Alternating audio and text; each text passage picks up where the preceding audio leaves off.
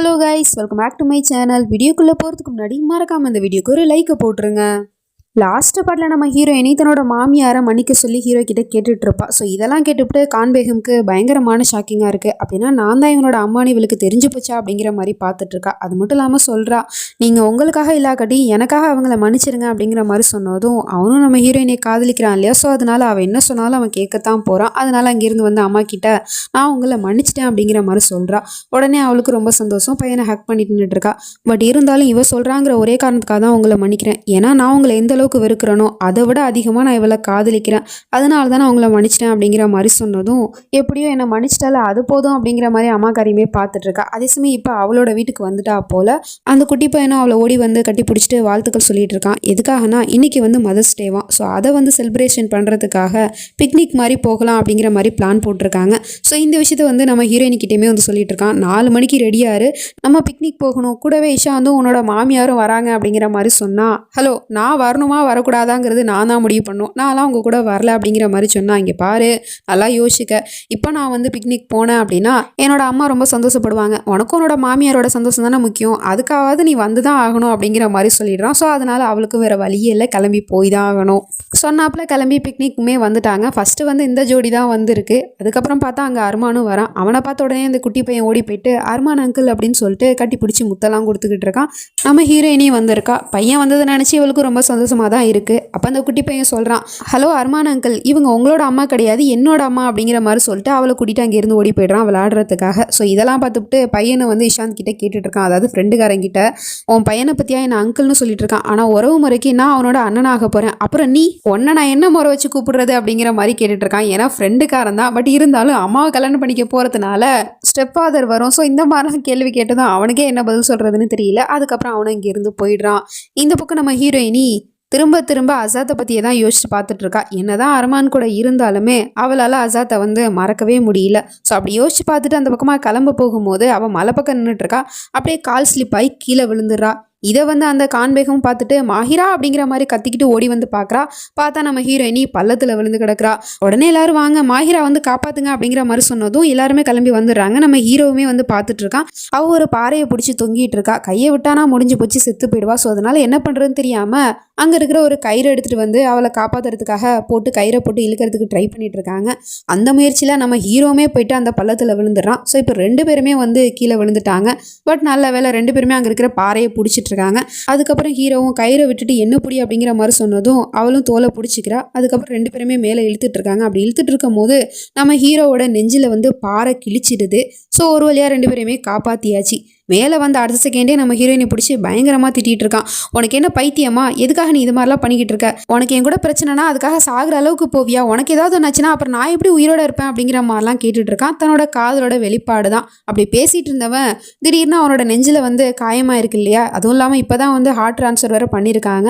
So அதனால் அப்படியே மயங்கி நம்ம ஹீரோயினி மேலே விழுந்துடுறான்.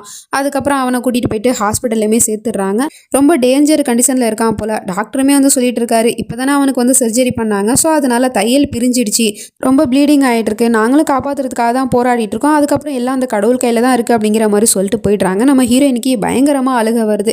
ஏன்னா தன்னை காப்பாற்ற போய் தான் அவனுக்கு இது மாதிரி ஒரு நிலைமை ஆயிடுச்சு அப்படிங்கிற மாதிரி சொல்லிட்டு அழுதுட்டு இருக்கா. மாமியாருக்காரி தான் சமாதானப்படுத்திட்டு இருக்கா, அவனுக்கு எதுவும் ஆகாது அப்படின்னு சொல்லிட்டு. அப்போ ஒரு நர்ஸும் வந்து சொல்லிட்டு இருக்கா, இந்த மாதிரி ஐசியூவில் இருக்கிற பேஷண்ட் கூட யாராவது ஒரு ஆள் தான் இருக்கணும், மற்ற பேர்லாம் கிளம்புங்க அப்படிங்கிற மாதிரி சொன்னதும் மாஹிரா உடனே நான் இருக்கேன் அப்படிங்கிற மாதிரி சொன்னதும் இஷானும் மாமியார் அப்புறம் மற்றவங்கலாம் கூட்டிகிட்டு அங்கே இருந்து போயிடுறான். அப்புறம் ஏதாவது ஒன்றுனா கால் பண்ணுங்க அப்படிங்கிற மாதிரி சொல்லிட்டு மொத்த பேருமே அங்கே இருந்து போயிடுறாங்க. அதுக்கப்புறம் இவனுக்கு விடிய விடிய ட்ரீட்மெண்ட் பண்ணிகிட்டு இருக்காங்க. பட் என்ன நடக்குது ஏது நடக்குதுன்னு ஒன்றுமே புரியல உள்ள. இவளுக்கு ரொம்ப பயமாகவும் பதட்டமாகவும் இருக்குது. ஏன்னா தன்னை காப்பாற்ற போய் தான் அவனுக்கு இது மாதிரி ஆயிடுச்சு. அவருக்கு ஏதாவது ஒன்று ஆச்சு அப்படின்னா என்ன என்னால் மன்னிச்சிக்கவே முடியாது அப்படிங்கிற மாதிரி சொல்லிட்டு யோசிச்சுட்டு இருக்கா. அது மட்டும் இல்லாமல் அவங்க கூட இருந்த மெமரிஸையுமே நினச்சி பார்த்துட்டு இருக்கா. இதெல்லாம் ஏன் நான் யோசிக்கிறேன் அப்படிங்கிற மாதிரியும் அவளுக்கு தோணுது. ஸோ இப்போ அவனுக்காகவும் இவ துவா செஞ்சிட்ருக்கா, எப்படியாவது அவனோட உயிரை காப்பாற்றிருங்க யா அல்லா அப்படிங்கிற மாதிரி சொல்லிட்டு. அப்போ தான் கரெக்டாக டாக்டருமே வந்து அவுட் ஆஃப் டேஞ்சர், இப்போ அவரோட உயிருக்கு எந்த ஒரு ஆபத்தில் அவர் பொழைச்சிட்டாரு, போய் பாருங்க அப்படிங்கிற மாதிரி சொன்னதும் இவளை வந்து பார்க்கறதுக்கு வந்துட்டுருக்கா. அவனோட நெஞ்சில் காயமாக இருக்கிறத பார்க்கும்போது இவளுக்கு ரொம்பவே கஷ்டமாக இருக்கு. ஏன்னா அதே நெஞ்சில் தான் நம்ம அசாதோட ஹார்ட் இருக்குது. ஸோ அதனால் அந்த இதய துடிப்பை கேட்கணுன்னு இருக்குது. ஸோ அதனால் அவனோட நெஞ்சில் காதை வச்சு அப்படியே கேட்டுட்ருக்கா. ஸோ அப்போ அவனுமே கண்ணு முழிச்சு பார்த்துட்ருக்கான். நம்ம ஹீரோ இப்போ நல்லபடியாக தான் இருக்கான். அப்படியே அங்கே சீனை கட் பண்ணால் இந்த பக்கம் தங்கச்சிக்காரி வந்து குழந்தைய அபார்ஷன் பண்ணுறதுக்காக ஹாஸ்பிட்டலுக்குமே வந்திருக்கா. பட் இருந்தாலும் அவளுக்கு ஒரு மாதிரியா இருக்குது, இது நம்ம செய்கிறது தப்பா சரியா அப்படிங்கிற மாதிரி யோசிச்சுட்டு இருக்கா. பட் இருந்தாலும் அவன் தான் அந்த குழந்தைய ஏற்றுக்க மாட்டானே, அப்படி இருக்கும்போது நம்ம எப்படி இந்த குழந்தைய வளர்க்க முடியும் தனியாளா அப்படின்னு சொல்லிட்டு அபார்ஷன் பண்ணுறதுக்காக போயிட்டு இருக்கா. அப்போ யாரோ கையை பிடிக்கிறாங்க. யாருன்னு திரும்பி பார்த்தா அந்த பையன் தான் நின்றுட்டு இருக்கான். அவனை பார்த்த உடனே இவளுக்கு பயங்கரமாக கோவம் வந்துடுது. இப்போ எதுக்கு வந்த அப்படின்னு கேட்டால் உடனே அவன் மண்டி போட்டு மன்னிப்பு கேட்டுட்டு இருக்கான். ப்ளீஸ், நான் பண்ண தப்புக்கான தண்ணி என்னோட குழந்தைக்கு கொடுத்துடாத. நான் இப்போ தான் எல்லாத்தையுமே ரியலைஸ் பண்ணேன். நான் உன்னை ரொம்ப கஷ்டப்படுத்திட்டேன், காயப்படுத்திட்டேன், என்னை மன்னிச்சு திரும்ப ஏற்றுக்கோ, நான் உன்னை கல்யாணம் பண்ணிக்க தயாராக இருக்கேன் அப்படிங்கிற மாதிரிலாம் சொல்லிட்டு இப்படிலாம் கெஞ்சி கேட்கவும் அவளை என்ன பண்ணுவா பாவம். ஸோ அதனால அவனை திரும்பவும் மன்னிச்சு ஏற்றுக்கிட்டா. பட் இப்போவுமே அந்த பையன் வந்து வில்லத்தனமாக சிரிச்சுக்கிட்டு இருக்கான். அவ்வளோ ஈஸியாக வந்து இந்த பிரச்சனையை நான் முடிக்க விட்டுருவேன். நீ இந்த குழந்தைய மட்டும் அபார்ஷன் பண்ணிட்டேன் அப்படின்னா இந்த பிரச்சனை எல்லாமே ஈஸியாக முடிஞ்சிடும். அப்புறம் எப்படி நான் அந்த மாஹிராவை பழி வாங்குறது? அவள் எப்படி என்னை பார்ட்டியில் வச்சு இன்சல்ட் பண்ணலாம், அதுக்கான தண்டனை அவளுக்கு கண்டிப்பாக நான் கொடுப்பேன் அப்படிங்கிற மாதிரி சொல்லிட்டு வில்லத்தனமாக யோசிச்சுட்டு இருக்கான். அப்படியே எங்கள் சீனை கட் பண்ணால் இந்த பக்கம் அந்த குட்டி பையனை ஏதாவது ஒன்று பண்ணலான்னு சொல்லிட்டு இந்த கான்பேகம் யோசிச்சிட்டே இருப்பா போல். இப்போ கூட அந்த பையன் வந்து ஆம்லேட் பண்ணி கேட்டிருப்பான் போல். ஸோ அதனால் அவன் வெயிட் பண்ணிக்கிட்டு இருக்கான். அவளும் ஆம்லேட் பண்ணுறங்கிற பேரில் மிளகாத்தூள் அள்ளி கொட்டுறதுக்காக போயிட்டு இருக்கா.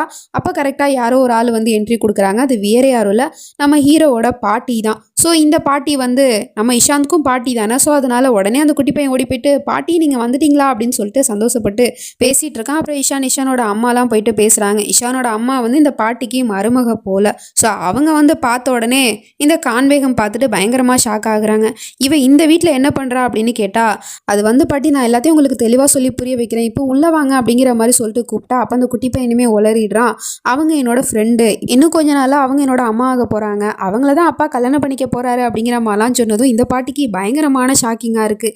ஏன்னா அந்த கான்பேகம் யாரோட அம்மா அப்படிங்கிற எல்லா விஷயமே அந்த பாட்டிக்கு தெரியும். ஸோ இது எல்லாத்தையும் கேட்டுவிட்டு என்னப்பா இந்த பையன் சொல்லிக்கிட்டு இருக்கான், இது எல்லாமே உண்மையா அப்படின்னு கேட்டால் ஆமா பாட்டி, அவன் சொன்ன எல்லாமே உண்மை தான், நான் அவங்கள தான் கல்யாணம் பண்ணிக்க போகிறேன் அப்படிங்கிற மாதிரிலாம் சொன்னதும் என்னடா பேசிகிட்டு இருக்க, உனக்கு உண்மை என்னன்னு தெரியுமா, அவள் வேறு யாரும் இல்லை அரமானோட அம்மா வயசில் இருக்கிறவளை போயிட்டு கட்டிக்க போகிறேன்னு சொல்லிட்டு இருக்கா, உனக்கெல்லாம் வெக்கமா இல்லையா அப்படிங்கிற மாதிரிலாம் கேட்டுட்டு இருந்தா எனக்கு எல்லாமே புரியுது பாட்டி, இவங்களை ஃபஸ்ட் டைம் வந்து நான் பார்க்கும்போது என்னோட தரானா தான் திரும்ப வந்து கிடச்சிட்டான்னு நான் ரொம்ப சந்தோஷப்பட்டேன். ஸோ அதனால என்ன, அவங்க யாருக்கு அம்மாவாக இருந்தால் எனக்கு என்ன பிரச்சனை, அதனால எனக்கு எந்த ஒரு பிரச்சனையும் இல்லை, நான் அவளை தான் கல்யாணம் பண்ணிக்க போகிறேன் அப்படிங்கிற மாதிரிலாம் சொன்னால் இந்த பாட்டிக்கு செம டென்ஷன் ஆகிடுது. ஓ அப்படின்னா நீங்கள் முடிவு எடுத்துக்கிறீங்க அப்படிங்கும்போது இந்த வீட்டில் பெரிய மனுஷா நான் எதுக்கு இருக்கணும், நான் இங்கேருந்து கிளம்புறேன் அப்படிங்கிற மாதிரி சொல்லிட்டு அந்த பாட்டி பிடிவாதமாக பேசிகிட்டு இருக்கு. பாட்டி ப்ளீஸ் புரிஞ்சுக்கோங்க பாட்டி அப்படிங்கிற மாதிரி சொல்லிட்டு பேரனுமே சமாதானப்படுத்திட்டு இருக்கான். ஆனால் பாட்டி ஒரே போடா போட்டுருது, ஒன்று இந்த வீட்டில் நான் இருக்கணும் இல்லை அவள் இருக்கணும் அப்படிங்கிற மாதிரி சொல்லிட்டு.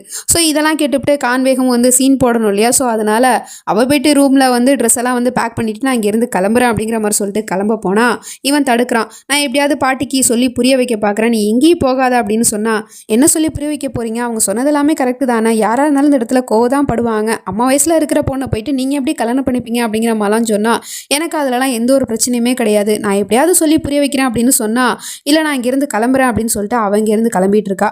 அதே சமயம் இந்த பக்கம் மருமகளும் வந்து மாமியார்கிட்ட வந்து சமாதானப்படுத்திட்டு இருக்காங்க. நீங்கள் ஏன் எப்படி புரிஞ்சுக்காம பேசிட்டு இருக்கீங்க, அவள் வந்து அர்மானோட அம்மாங்கிற விஷயம் எனக்குமே தெரிஞ்சுதான் நான் ஏற்றுக்கிட்டேன், ஏன்னா இஷாந்தோட சந்தோஷம் தான் எனக்கும் முக்கியம், உங்களுக்கே தெரியும்ல இஷாந்த் அவனோட மனைவியை இழந்ததுக்கப்புறம் அவன் சிரிக்க கூட இல்லை, இப்போ அவன் இவ்வளோ சந்தோஷமாக இருக்கானா அதுக்கு முழுக்க அந்த கான்பேகம் தான் காரணம், அதுக்காவது அவளை ஏற்றுக்குங்களேன் அப்படிங்கிற மாதிரி சொன்னால் என்னடி பேசிகிட்டு இருக்க, அவளுக்கு வயசு ஆகுதுடி, வயசில் இருக்கிற ஒரு பொண்ணை போயிட்டு உன் பையனுக்கு கட்டி கொடுப்பியா, நீ எல்லாம் ஒரு தாயா அப்படிங்கிற மாதிரி கேள்வி கேட்டுட்ருக்கு. ஸோ இருந்தாலும் என்ன பண்ணுறது, பையன் ஆசைப்பட்டான், பையனோட சந்தோஷம் தான் எனக்கு முக்கியம் அப்படிங்கிற மாதிரி அந்தம்மா பேசிகிட்டு இருக்கு. ஸோ அதனால் இவங்களுக்கும் வேறு வழி இல்லை, சரின்னு சொல்லிட்டு ஒத்துக்கிறாங்க. அதுக்குள்ளே இவ வந்து கோமா கிளம்பிட்டு இருக்கா. அப்போ போயிட்டு ஒரு நிமிஷம் நில்லு அப்படின்னு சொல்லிட்டு பாட்டியுமே ஸ்டாப் பண்ணிட்டு இருக்கு. எதுக்கு இந்த கிளவி நம்மளை தடுக்குது அப்படிங்கிற மாதிரி சொல்லிட்டு இவளுமே பார்த்துட்டு இருக்கா. இதுக்கப்புறம் நடக்க போகுது அப்படிங்கிறதுலாம் நம்ம நெக்ஸ்ட் பார்ட்டில் தான் பார்த்து தெரிஞ்சுக்கணும். அது வரைக்கும் பை ஃப்ரெண்ட்ஸ்.